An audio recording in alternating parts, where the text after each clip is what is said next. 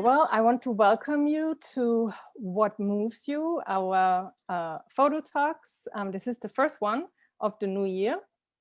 Let's hope it will be a better year. I'm welcoming Mengwen Cao and Charmaine Po. I will introduce them a little later. I'm very excited they're both here.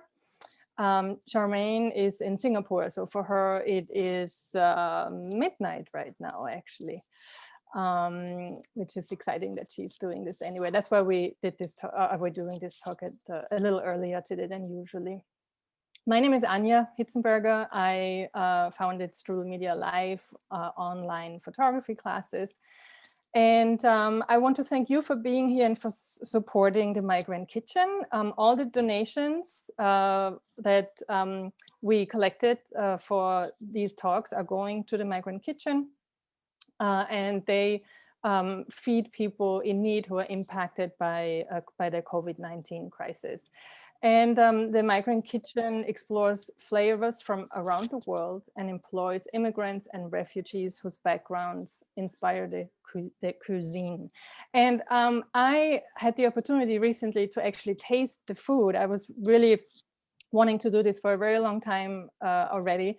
And it is delicious. I highly recommend it. If you are in New York, if you order a meal from them, every meal that you order will give a meal to another person. This is how they structure their whole mission. So now I want to welcome Meng and Charmaine. Today will be a little different. Usually we have one moderator and one speaker. Today, it will be more like a conversation. They will both present work, and then they will discuss their artistic practice and their similarities in their art practice. So again, Charmaine, thank you so much for being here all the way from Singapore. Charmaine works across photography, film, and performance. And central to her practice is considering the performativity of the everyday. In her art practice, it's important to her to create co-authorship and sharing when working with different communities. She studied visual and media anthropology at the Freie Universität in Berlin and international relations at Tufts University. She has shown her work internationally, and in 2019, she was recognized as one of Forbes Asia 30 Under 30 artists. Meng was actually my student at ICP a few years ago. And when I was teaching our movie class together with Edward, who will teach the InDesign class. And Meng studied at ICP in a new media program and in the doc program. They're based she's New York based, and she works in photography, multimedia, and is also a cultural organizer. As a queer immigrant, they use care and tenderness to explore the spaces between race, gender, and cultural identity. As a board member of Authority Collective and a founding member of Chinese Storytellers, Meng is championing diverse narratives and perspectives in the media industry. Their projects have been featured in publications like the New York Times and NPR, and they were selected as one of the 6 global talents in Asia by World Press Photo's 6x6 program in 2020. And again, as I mentioned, she'll be teaching multimedia love letter starting in March for StrudelmediaLive. So now I will let Charmaine take. Charmaine is starting, right? I forgot already what you told me. Okay, so Charmaine, if you want to share your screen, I will hand this over to you and enjoy. Hello, everyone. Okay, let me try and share my screen. I was smiling because when you were reading out all of Monk's accomplishments, I was like beaming, and I felt like such a mom. But It I'm felt just like so what? happy. I felt like such a mom, but I'm so happy for all these things that they have accomplished, Oh, that's so sweet. and that we should I all was ready for celebrate. you. All right, so let's share screen. I will begin by sharing about a little bit about how I started. I did a class in documentary practice in university, and during one winter break when I went back to Singapore, I felt that photography had become real to me because I was documenting my father. And a lot of people start at home because it's the most accessible place. And for me, at that time, it wasn't really a photography project. It was just that my father was going through a hard time emotionally and mentally, and I instinctively picked up my camera as a means to try and understand him better. And as a young person, I think it was the first time the camera humanized someone in front of me in this particular intimate way, in a way where it seemed like I needed the camera more than it needed me for any kind of art. But I needed the expression more. And so I felt like photography became something that was real to me, not just something that I learned about in class. And I started to use it in a way where I would ask questions about where I came from, my childhood history. I would superimpose different types of images and try and look at my own identity. But I want to start proper with Room, which is the project that I first started to show internationally. And so this project is called Learning to Leave, and actually won this small grant, this award in Singapore. And it came with some money to make room. And so actually I was like up against a deadline, and I was like, oh, what am I supposed to do? And I forced myself to ask some hard questions. And the questions I asked were about like what it meant to grow up and become an adult, and why were adult women in society subscribing to certain values, and why did they look the way they did? Why did they conform to behaviors in the way that they did? And so I started to make self-portraits. I started to make portraits of women. I dressed them in their school uniform, and made portraits of them in their home. And I interviewed them and asked them to write a letter to their younger selves. So this project really consists of these three elements. And I'll just read out the first letter. It says, "Hello, I turned 31 years old. At this moment, we are 14 years apart. Let's imagine that I'm folding that 14 years between us into a point where we meet for the first time. The past me and the future you, here on this piece of paper. Nothing much of you has changed. Still as stubborn as the hair on your head, the loudest laughter in the room, restless like the ocean, forgetful." And so I started to ask people about the turning points in which they felt like they had become an adult. And people start to share about the way their mothers had talked about their bodies, or what they thought of their own bodies, their sexual emancipation.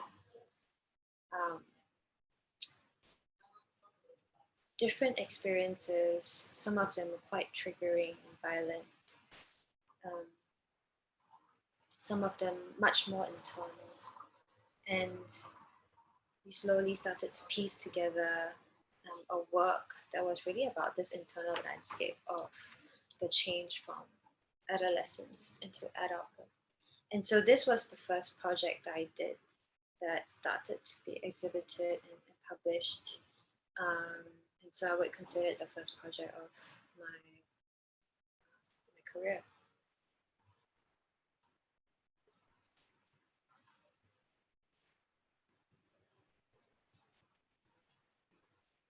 There are a lot of letters, actually, a lot of narratives, So for example, for Angela, it was a lot about spending time on Tinder and trying to find love online.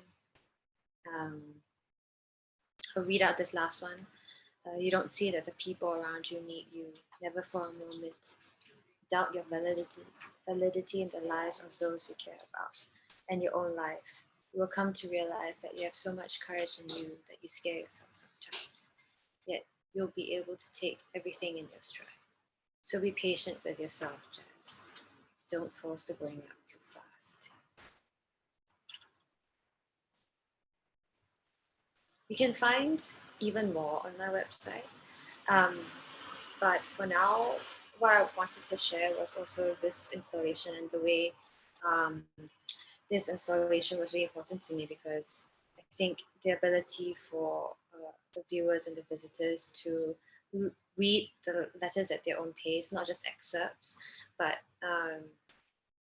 not identify each letter with a particular person, but kind of see everything as a cacophony of voices was really important to me. And so I started the exhibit in this way. I started to make other documentary projects as well. I will just quickly go through this. So I started to make certain documentary projects that I felt were quite relevant to Singapore society. One was about how single mothers navigate space in Singapore and the particular kinds of discriminatory policies that existed for people outside a certain heteronormative nuclear family framework. And so these were the kinds of stories that I was drawn to. They weren't necessarily complicated or overly conceptual. They were about raising awareness. And I was really interested in seeing what could happen locally in Singapore itself. Oops, not sure why I was there. So after I made Room, I continued to make this sort of work, long-term documentary work, as well as this other work called the Mate. So it's related as well. So the Mate is a group of women who came from southern China to Singapore, and they were considered the first domestic workers in Singapore. And they served in middle class and upper class households. And so this project documented a very small group of women who are living out their last days in one-room flats in Singapore's Chinatown. And in a way, this was so documentary in that it became like a kind of historical record, because these flats don't exist anymore. A lot of the women are now in nursing homes. And they were so committed to their work. It's such a historical document because these women had sworn their lives to celibacy and to their work. In this ceremony known as sohe, which is the combing up of the hair, you can see that all of them have long hair in both the picture on the framed up as well as in the woman sitting. And this showed a certain almost religious commitment to their work, and that existed outside that kind of nuclear family framework as well. Was profoundly radical, even for its time, especially for its time, and even now. And so I started to continue making this sort of work. And I slowly, organically became interested in these sorts of lives, you know, the lives that were quiet, that were gendered, that weren't really being talked about. I think I'm going to skip past this project. It's important to me, but I just want to focus on this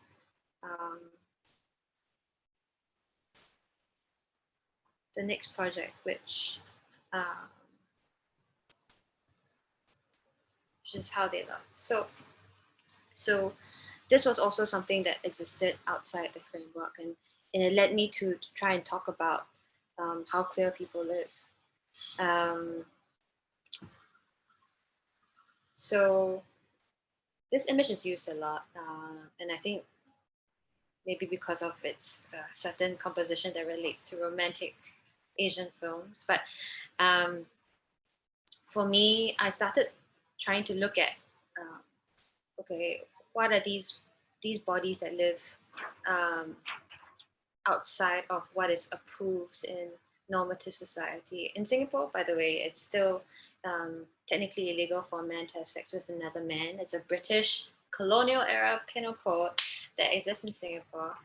And so I first started going to parties and clubs and trying to document people, but I felt like it wasn't guaranteed safety for these people. And so I started to create a studio space where I invited people to come in and they could use all these different tropes of matrimony and decide for themselves how they aligned with these gender stereotypes or not. And it was a way for me to create a stage for them to acknowledge the performativity of these identities and to acknowledge that they are constantly in flux.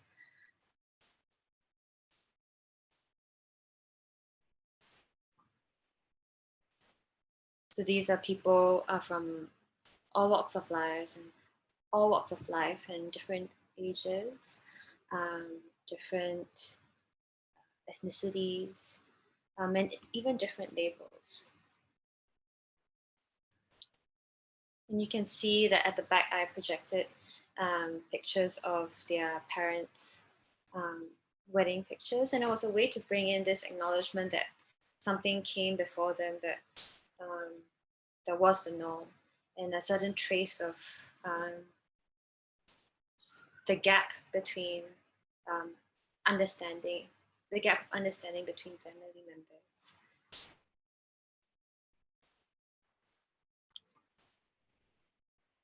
So in that way, the studio became a stage for them to imagine all possibilities for their future.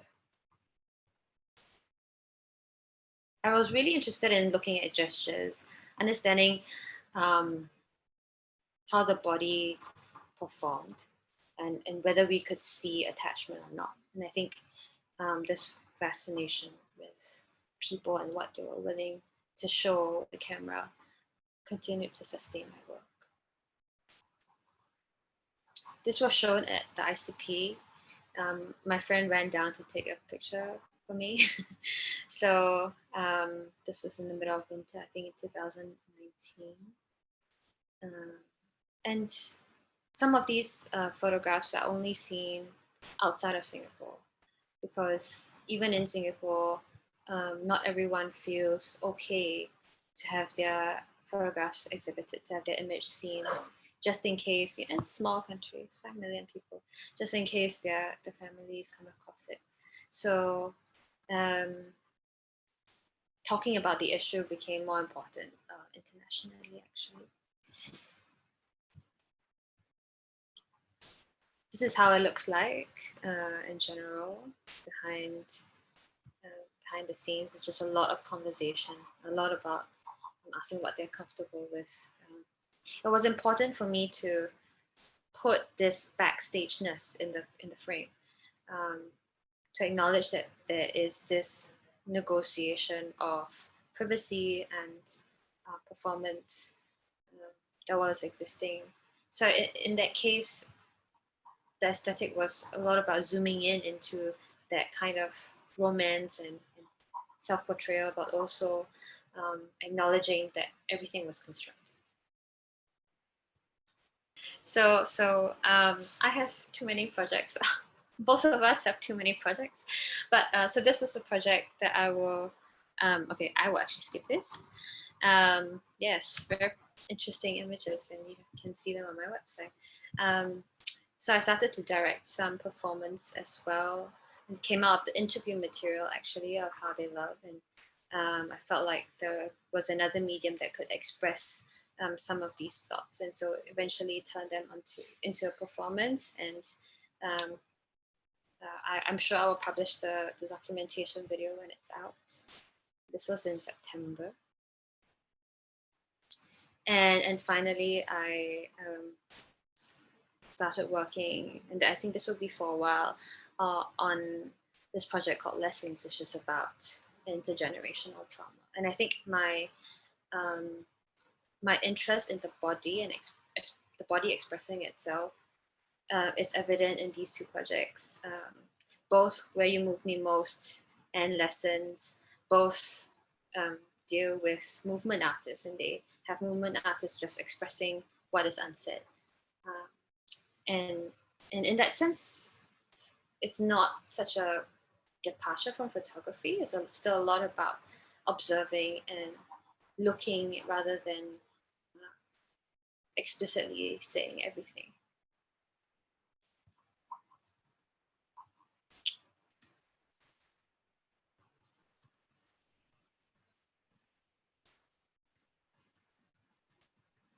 And I will end here. Thank you so much. Amang, you can now share your screen. Okay, thank you. It's so nice to see Charmaine presenting the whole journey. And I am gonna share my screen. Can you see? Yes, we can see it. So yeah, my first of all, again, thank you again for everyone to come. And my journey kind of is it's not linear at all. I grew up in China, and currently I'm based in New York. And I came to the States in 2012. I actually came here for a graduate program in instructional technology, which is basically using multimedia and technology into education and training. And there I started to work at the school newspaper and loved it. I have never imagined myself being a photographer or like doing visual arts when I was growing up in China, because I really had nobody around me who's doing that kind of work. But yeah, I still choose to do it because I remember the feeling of holding a camera and like using it as a tool to connect with others and just feeling very safe. And it's almost like falling in love. Kind of like you want to keep practicing and getting to know each other. That feeling of like my heart moved, that feeling is so exciting that I cannot stop. So after I graduated and worked a little bit as a instructional designer and UX designer in Austin, and I came to New York to study new media and documentary photography. And now I'm just freelancing, working in many different capacity in New York. So I feel like I'm always kind of in between a lot of different spaces and always try to find a space for myself. So this is where I am. When I was in Austin, I did a lot of photojournalism work, which is kind of a lot of looking outward and documenting what's around me. I use that kind of as a way to practice my technical skills in photography. But then when I came to ICP, when I came to New York, it's so rare to have a whole year to work on a personal project. So I decided to do something extremely personal. At that time, I always knew I am queer. I am not straight. But in China, it's very difficult to talk about queerness. There are not a lot of language similar to Singapore.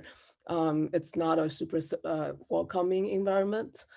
But at that time, it was 2016. I've been in the States for a couple years and have met a lot of really supporting friends. And I also saw how queer people can live in a free way. And I decided to use that time period to delve deeper into myself and be more honest with myself, and wanting to use this project as a way to come out to my parents. And as Charmaine was saying, that when you photograph or tell a story of queer folks in society that's not super welcoming, you need to think a lot about safety. And that's the same issue for me. When I started thinking about this project, I just kind of wanted to do it in a very personal way, just tell my core audience. I was just thinking about, oh, I want to tell my parents my truth. So I wrote a letter. Because of time, I'm not gonna show this whole thing. I'm just gonna show the visuals and talk through. So yeah, when I was thinking about how to come out to my parents, I was thinking about how we communicate. In China, emotions are not really encouraged to be expressed. So um, one way I always communicate with my parents is through letters. I wanted to use letters to really think about what I want to say and give the other party enough time to think about what they want to say. Because I do think now in society, a lot of times we're very reactive. And I really want to leave enough space for us to think and respond instead of react. Um, and so I overlaid my letter with this with footage of my neighborhood at that time, Bushwick in New York. Um, and in this way, I'm also trying to protect myself because at that time I really wasn't ready to come out in a public way, and I've never imagined how this project will evolve later on. So after I made this letter, I thought I would immediately send it to my parents, but I chickened out. So I decided to retrieve a little bit and think from their perspective of like what kind of questions they would ask. I want to be very prepared. So I looked to data, and like apparently only less than 6% of queer folks in China are completely out. And I also asked other friends who are Chinese and queer to share their stories. Actually, Lenny, one of my friends, is here, so thank you so much to for you to share your story with me. And and then after that preparation, I finally felt like I'm ready. So I decided to FaceTime my parents, and I told them that I'm working on a project, but I didn't tell them exactly what the project is. Um, so yeah, I sent them the letter and recorded their response in real time. And and then this is a letter of them reacting to my coming out letter. Um, because of time, I'm not going to show here, but you can check out the whole project on my website if you're interested. And it's such a healing journey, to be honest. I wanted to, like, my parents are really supportive, but there are also some awkward moments. Um, I think through this project, I started to think about like what it is, what is what is love in family situation, and what is like accepting looks like, and how does my queer body in this in between spaces can express myself. And I also wanted to use this project as a way to connect with others. For me, this project is not just about queerness. It's about like, what are we hiding from our family? I'm sure everyone has something that they're hiding from their family. And so I wanted to create a link for people to share freely. And so after that, I got quite a, yeah, I was really pleasantly surprised that this project later was published on New York Times and some other places. And I received a lot of really kind messages from all over the world. For me, the biggest lesson by doing this project is I realized my story matter. And even though it's extremely personal, but probably because it's extremely personal and extremely sincere from my own heart, that it creates some kind of ripple effect. Um, and so after that, I decided to take a little bit break from digging so deep into myself and share my private life in such a public way. Um, and I started to think about the topic of belonging. And again, because around that time, it was like several years since I've been in the States, I felt a little bit out of place. When I visit China, people are like, oh, you're too American. When I'm in America, people are like, oh, you're too Chinese. um, so it felt a little bit weird to not be embraced by both places I call home.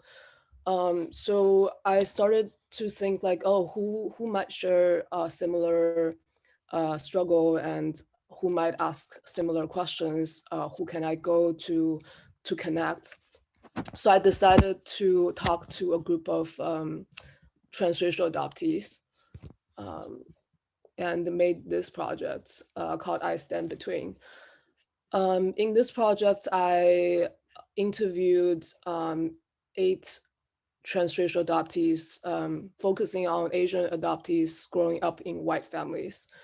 The reason I choose this group is because, first of all, we share very similar identities, and second of all, like they are in a place where, like, in family structures, they are loved, but there are a lot of intrinsic, like, race dynamic that might not be addressed. And I visited each person and did really long interviews with each of them, and made portraits of them collaboratively. I asked them how they want to be seen, how they want to be presented, and what kind of objects link is can be representative of their identity as an adoptee. And each of them shared their individual stories. I also intentionally choose a very wide range of age group, because in my research, I noticed a lot of these stories of adoptees are told from parents' perspective. And also, they kind of always talk about adoptees as kid. But I am really interested in how this experience influence people as they grow older, and how this can be a dialogue between among themselves, kind of like what Charmaine was talking about in the Room project. Um, how do you gather a group of people who share some similar identities, but also very different, unique perspective, and then kind of create a dialogue through a project like this. Um, so yeah, again, like in this project, I use very different medium to tell their stories. Yeah, so again, because of time, I'm not gonna play any audio. If you're interested, feel free to check out this website, and listen to their stories. Um, by doing this project, I realized how important it is to listen to other people's stories and try to find common grounds, even though we are very different. And also how to not place judgment, because yeah, like again, we all come to this life from so many different perspectives. We can love people and still hurt people at the same time. So just how to use a medium to channel that connection and explore the depths and of love and family. um, So that was like a looking outward project that really helped me reconcile with my own identity. Like I realized I really started to internalize like, oh, it's okay to be different. It's not only okay to be different, but it's also even encouraged to be different. It's really cool and unique to be different.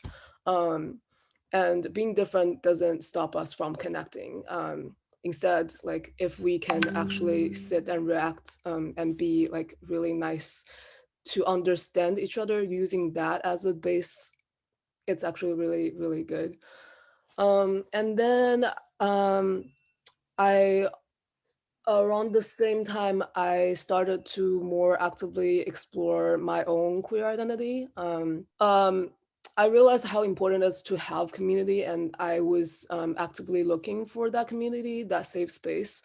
And throughout the time, I started to photograph my friends around me who are queer, and I realized like in the mainstream media, there are very few places where I can find queer folks just living, just not in the extreme, like being killed or like dressed up and going to parties. What are spaces where I can really see myself living as who I am? So I really want to bridge that gap. So I started photographing like daily moments, mundane moments, and quiet moments of my friends just being themselves, and being in love and being soft and, you know, um, and this project is still ongoing. And through this project, I'm just really learning how to place tender care into each other and like hold spaces for each other in a society where sometimes we're not like super accepted by the mainstream. And during quarantine, I again retreated back to myself and started this self-portrait project because I really miss a place where I can play and um, just again like placing that tender gaze back at myself and give myself more love. Um, so yeah, this is just me playing and also looking at myself and looking at myself as a growing person and documenting my motion of emotion. Um, yeah, the question that I keep asking myself is, what's the shape of my soul? What's the shape of your soul? And watching Adventure Time. Um, so yeah, that's me, and I will talk about my process and throw questions back to Charmaine, and we can start our conversation. So yeah, my process usually starts from asking myself a question, like observe what's around me and really feel deeply, and based on that interaction of like my heart and the outside world, ask questions, and then um, diving out and keep just experimenting and feel and connect with others and dig deeper and keep iterating the process. So it's like always a combination of looking inward and looking outward. Um, yeah. So I will ask Charmaine, what's your process usually? If you can take us through your process of a project of your choice. I think for me, I work a lot like a researcher actually. So I start to gather everything, and it um, it comes together like one of those magpies that's attracted to a shiny object. Just gather everything, and from there, the ideas usually come pretty quickly once there's a seed. Like once there's a seed, it starts to sprout pretty quickly. Um, and then it's really about reaching out and deciding how I can negotiate these relationships with the people. So I think for me, the biggest challenge is usually like that figuring out that approach. Like, is there a certain methodology or a certain kind of framework that I have in mind in the way I want to treat people or ask questions or invest in these relationships, because they take up a lot of energy, you have to be very careful and respectful and responsible. So I think from there, then things start to come together. Yeah. Yeah. Totally. I super agree with you. Like planting seeds is also my way of method, like my method. Like it's very hard for me to think in a very linear way. That's why I guess my room, I recently started to use my wall in my room as my mood board. And I just like keep collecting things that I think are interesting or like the questions I have, and then I would use that as a way to kind of developing ideas and see what materials I can gather more, and then see how they form, take shapes, and be very patient with the process. Yeah. And we had talked about this earlier, right? That actually the work that I make, they form a space in which certain moments happen, certain interactions happen, and they only exist. This reality only exists within the project. Like with How They Love, or with some of my other projects, if you take a look, these are moments that only happen because I had set up a framework and invited these people into the project. It is a performance, but it's more of like a revelation, right? I'm peeling certain layers, and so the project becomes a space. The photograph is a space where these things happen, and I'm interested in being that kind of facilitator in my process. I like to make projects in which certain realities are shown, and um, that kind of space is quite special to me. It's like almost being a platform in some way. Yeah. I super relate to that. Too.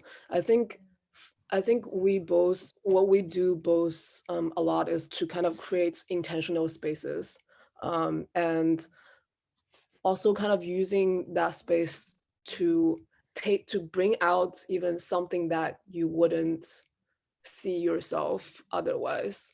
I think I do that to myself, and I do that with other people too. Like I might not be, I might not come out this way if I didn't create this structure for myself. It's also kind of, I think for me, it's like when I do that intentional setup, scene setting, and kind of vibe curating, I become more brave because I intentionally create that space, safe space for myself and for others.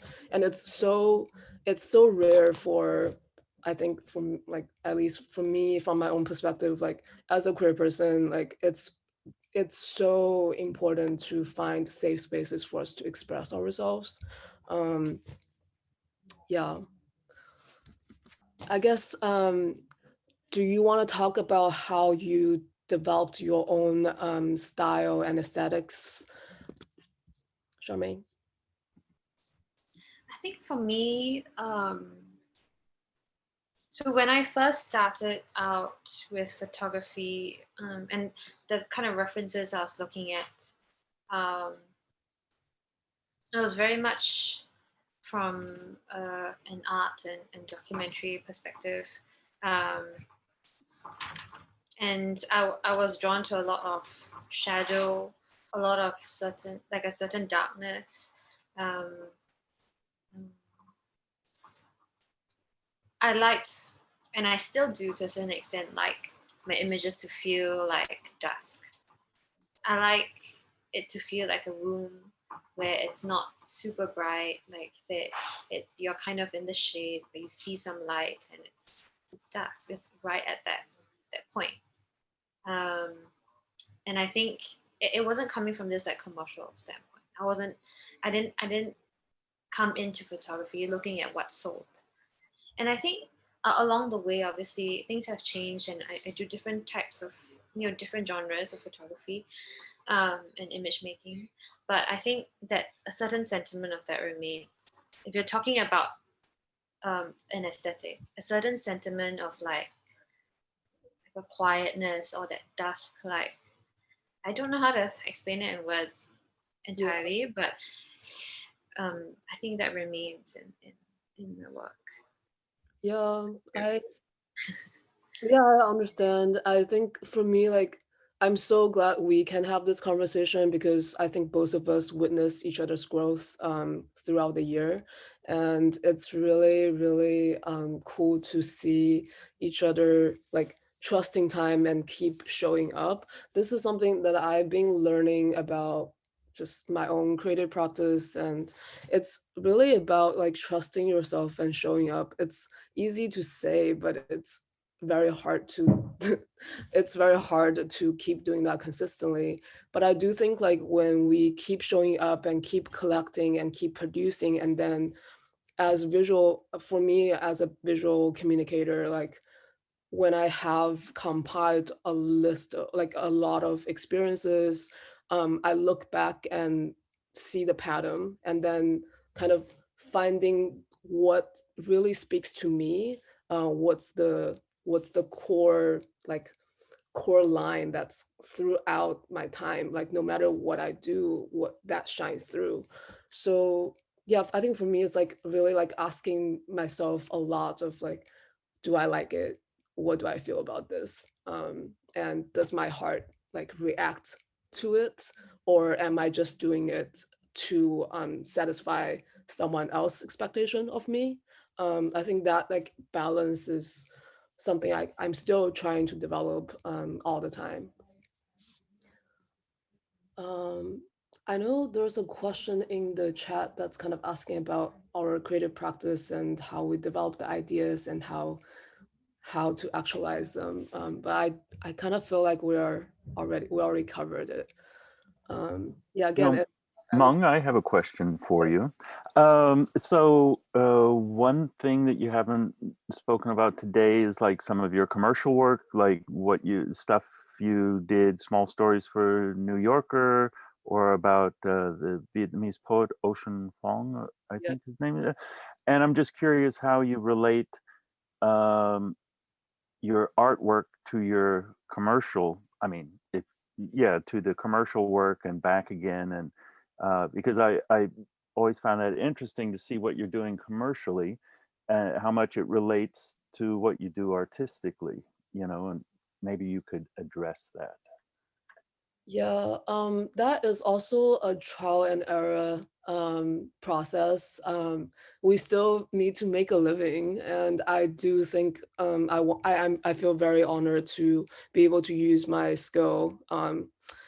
And it's not always like, I think I always feel very seen when people reach out to me asking me to do a project that I am actually really interested in doing. I think this like really links back to my own personal projects.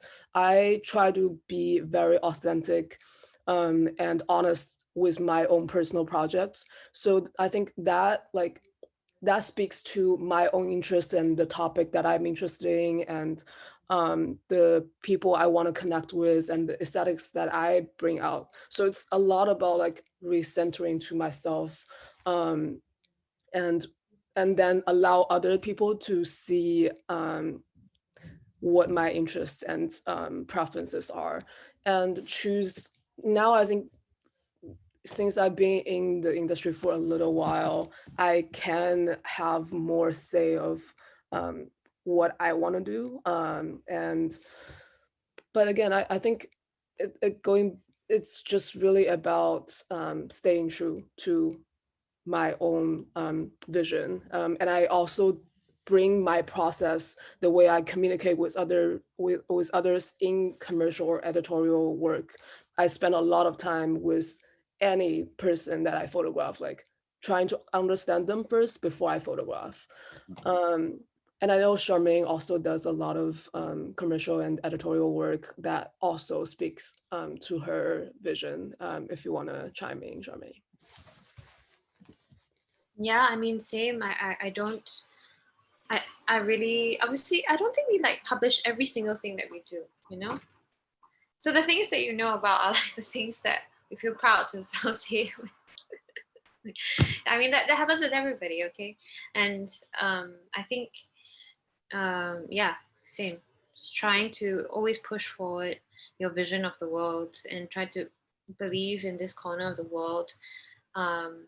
Try to have a value system, a kind of a flourishing in this corner, and hopefully other people resonate and believe in it too. We have a question that's about the editing process.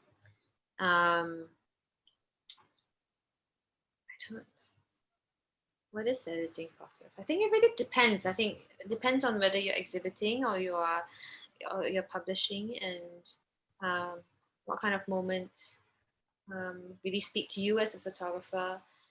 And for me, I have that responsibility, right, to decide whether something speaks to me or not. But I also try to include the people I photograph, if I can, in it, and have them have a say in whether they like the image or not. And I think that's tough.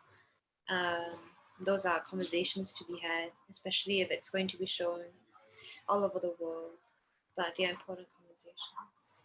Yeah, I agree. For me, it's very hard to say like one way of editing.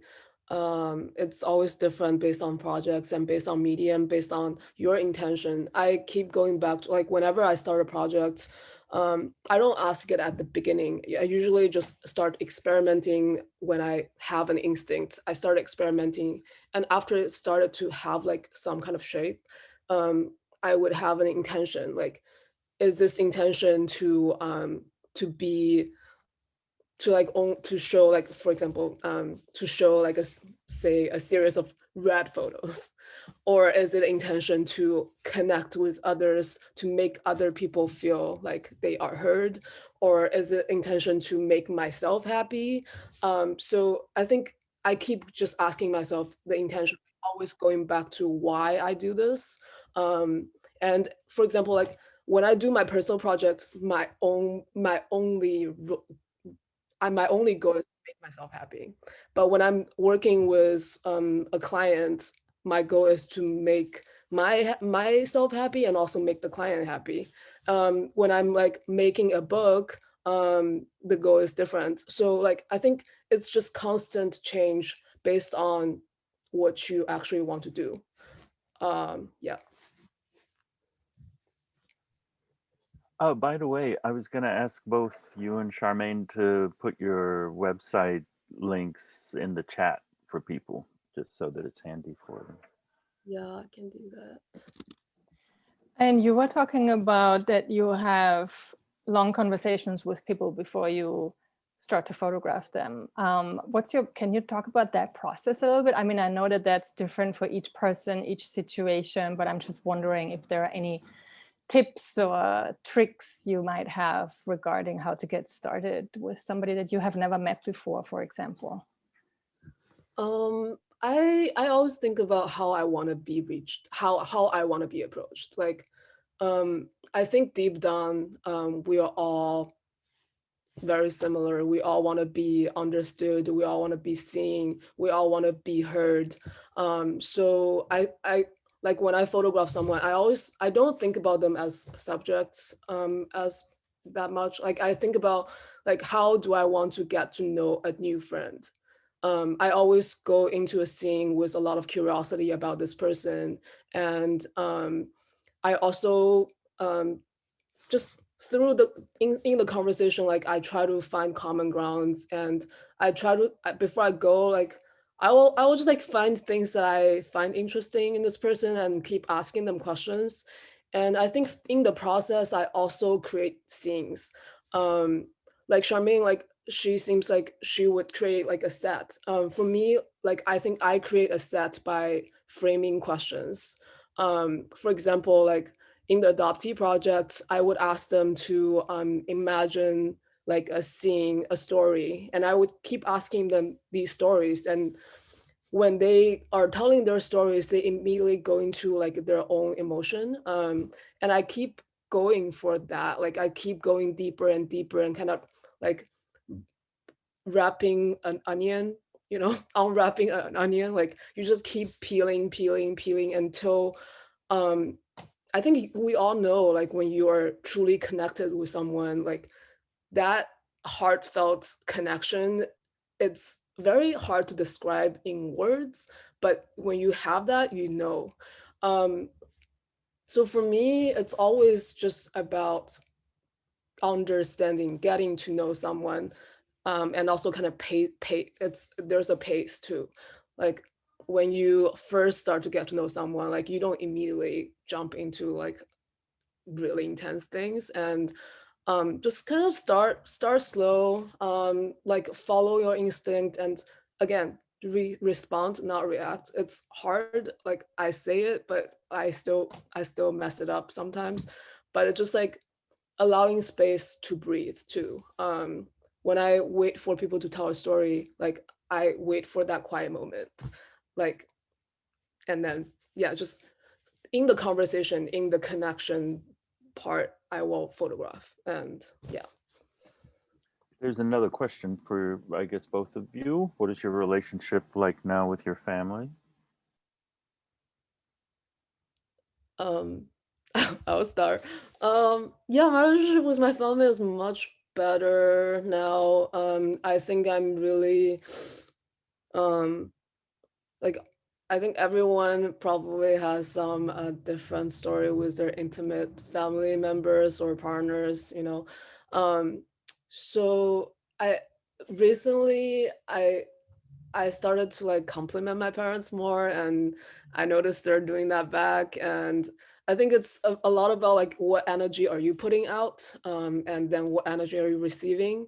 Through doing these projects, I realized like when I first did my coming out piece, um, I wasn't giving my parents enough credits. I took a lot of their love and understanding for granted, and I didn't really spend a lot of time thinking through their perspective, like the time period they grew up, the cultural environments they grew up.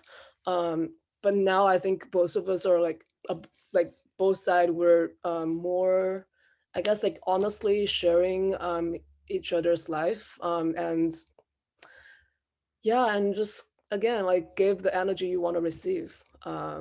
And yeah, I'm really grateful for my parents' patience and unconditional love. Charmaine, you want to answer that question also?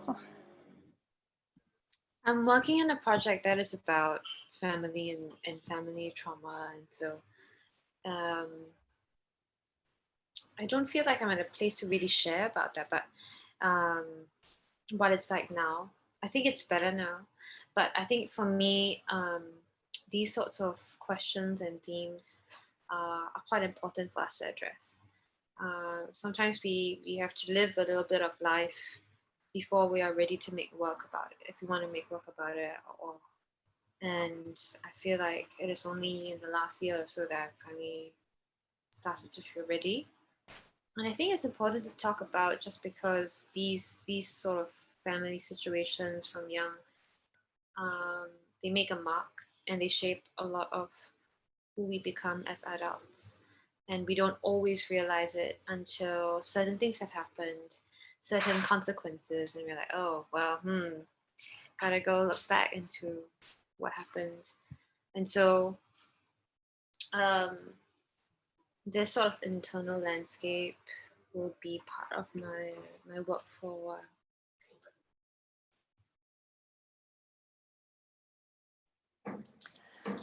Okay. Any other questions at the moment? Oops, it's so loud where I'm. I want to apologize for that. Meng, do you have more to discuss with Charmaine in your list of questions? I feel like we can talk nonstop. Probably. I have so many, and we are actually doing this artist's way journey together, and we've been like getting to know each other much deeper. And I feel like when it's funny, like when I get to know Charmaine like more and more, I have more questions. I think that also happens when I photograph other people. Like when I start to ask questions to myself and to others, there are more questions coming. So I guess I don't know, like it's I really have so many questions. Like I want to talk more about like queerness and talk more about how to show ourselves in a vulnerable way without feeling weak. And I think both of us are like using a lot of care and tenderness and soft power to like push through, like to, I don't know, express ourselves. So yeah, it's Charmaine. Yeah, so we do this the artist way that the monk mentioned is actually a book, and it's about it's a creative self-care sort of book. And so we actually meet every week on Zoom and talk about this sort of thing, our work, ourselves, what's going on with our lives. It's like church. but yeah, so we could go on forever, honestly. And I think if anyone who is attending right now, and thank you so much for attending. If you have any questions, and you want to ask us, we're happy to share. I think that's like part of the work as well. When you make this sort of work, like, we're just happy to share about the process, and as well as the work itself, and then the career aspect of the work as well, and where we are right now. There's so much, honestly. You can talk forever. Charmaine, somebody is asking about your age. Are you fine to reveal that? Oh yeah, I'm the same as mom. 30. Ah, okay, both 30. All right. So, well, maybe we wrap it up. Any other questions from anybody? Okay. I'm gonna again, like I think Anna told everyone, like I'm gonna teach a multimedia love letter class. And again, I have more questions than answers, but I'm really excited to go on the journey with anyone who's willing to go on the journey with me. It's gonna be a lot of emotions and a lot of feelings. So and fun. yes, a lot of playing, a lot of like peeling onions. There are a couple more questions in here. Yeah. Edward, please. I know.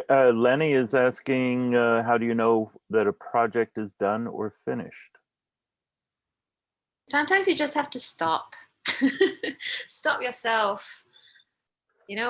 Sometimes you just want to perfect it, and then at some point you just have to stop it before it loses a certain momentum.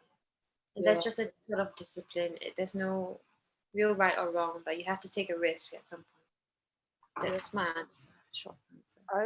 I agree. And for me, like I'm learning more about giving myself more creative restraints, and I also like letting go of being a perfectionist. I'm still really struggling with that. Like sometimes I look at my previous work and be like, oh, should I go back and fix things? But then I think about projects as like containers of time. I am now like really learning to appreciate the imperfections that were there because of time and experiences, and I want to maintain that. Like I don't think any project is going to be done until you say, okay, it's time to move on. Yeah. Yeah, this is such a big question and so difficult to answer. My goodness, I struggle with that always, for sure. Let me wrap it up. So thanks again for everybody who was here today. Thank you for donating. Thank you, Mong and Charmaine. Thanks for coming, everybody. Thank you so much.